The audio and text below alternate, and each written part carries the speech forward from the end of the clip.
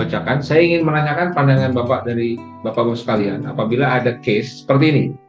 Perusahaan mempekerjakan karyawan dari Oktober 2011 di PT A dengan status kontrak yang diperpanjang setiap tahunnya, yang berakhir di bulan Juli 2021. Sehubungan dengan kontrak dengan customer berlanjut, karyawan dipekerjakan kembali. Namun, saat itu karyawan dipekerjakan di PTB. Karena izin PTA tidak bisa mengakomodir pekerjaan yang diberikan customer. Kontrak customer berlanjut sampai dengan Oktober 2024 yang diperpanjang setiap tahunnya. Setiap tahun. Mohon untuk dapat diberikan pandangannya Pak mengenai hal-hal tersebut.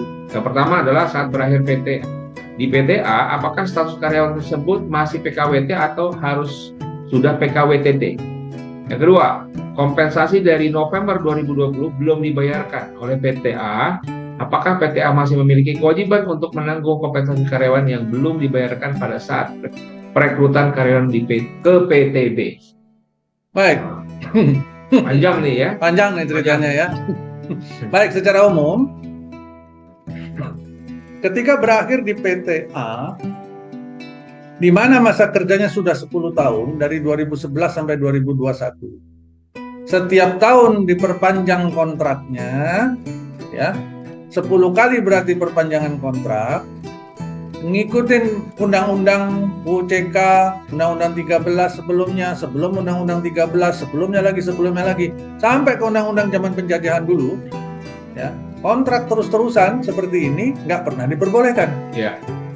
Ya, sehingga saya langsung bisa menyampaikan apabila pekerjaannya sama, jabatannya sama, semua kegiatan tidak ada yang berubah, dia diperpanjang kontrak PKWT-nya setiap tahun selama 10 kali ini, maka saya sudah langsung bisa melihat kemungkinan paling besar 99% ini demi hukum sudah menjadi PKWTT alias permanen. Nah, sehingga berlakulah segala ketentuan mengenai permanen. Nah, baru kita masuk ke pertanyaan nomor 2. Kompensasi dari November 2020 belum dibayarkan oleh PTA. Ya kan? Nah, sebelum melanjutkan pertanyaannya, kita lihat dulu. Dari tahun 2000, kalau ini maksudnya uang kompensasi PKWT ini Pak Abi. Karena memang benar uang kompensasi PKWT itu dimulai sejak November 2020, yaitu sejak munculnya UCK versi 1.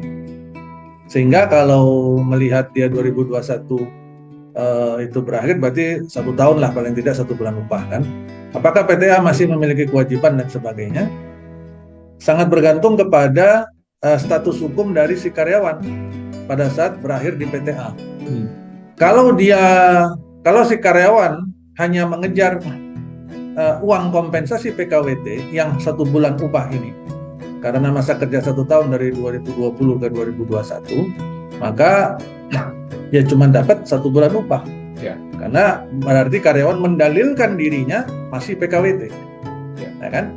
Tetapi apabila karyawan melihat kasusnya ini panjang, dari 2011 sampai 2021, sudah 10 tahun kontrak diperpanjang, maka sebenarnya saya melihat seharusnya karyawan mendalilkan dirinya sebagai karyawan permanen atau PKWTT. Kenapa begitu? Dan karena dalam konteks kompensasi di ujung masa kerja, maka haknya yang muncul jauh lebih besar apabila diperhitungkan dia sebagai permanen. Karena di situ berarti udah 10 tahun masa kerjanya. Kalau permanen dia berarti di PHK kan begitu. PHK-nya berarti kan tanpa kesalahan. Ya, PHK-nya kan berarti tanpa kesalahan, berarti kan 2 kali. 2 kali dari pesangon. Kalau 10 tahun itu kan berarti sudah 11 bulan. 11 bulan kali 2, udah 22 bulan. Ditambah uang penghargaan masa kerja. 3 ke 6, 6 ke 9, tambah 3 bulan. 22 tambah 3, udah 25 bulan upah. Ya. Kalau dia mendalilkan dirinya sebagai karyawan permanen. Ya, sehingga bergantung kepada dalil apa yang dipakai oleh si karyawan pada saat menuntut haknya. Kalau karyawan mendalilkan dirinya karyawan PKWT, maka dia hanya bisa mengejar uang kompensasi PKWT yang 1 bulan upah saja. Tapi kalau dia mendalilkan dirinya sebagai karyawan permanen atau PKWTT, which is dalil itu sah karena memang fakta hukumnya menyatakan dia demi hukum sudah dianggap sebagai PKWTT atau permanen, ya, karena kontraknya diperpanjang terus sampai 10 tahun tadi, maka dia punya hak atas uang pesangon, uang penghargaan masa kerja, ganti kerugian, uang kembali ke tempat direkrut dan sebagainya. Jadi silakan ditentukan yang mana. Ya, begitu ya, kurang lebih.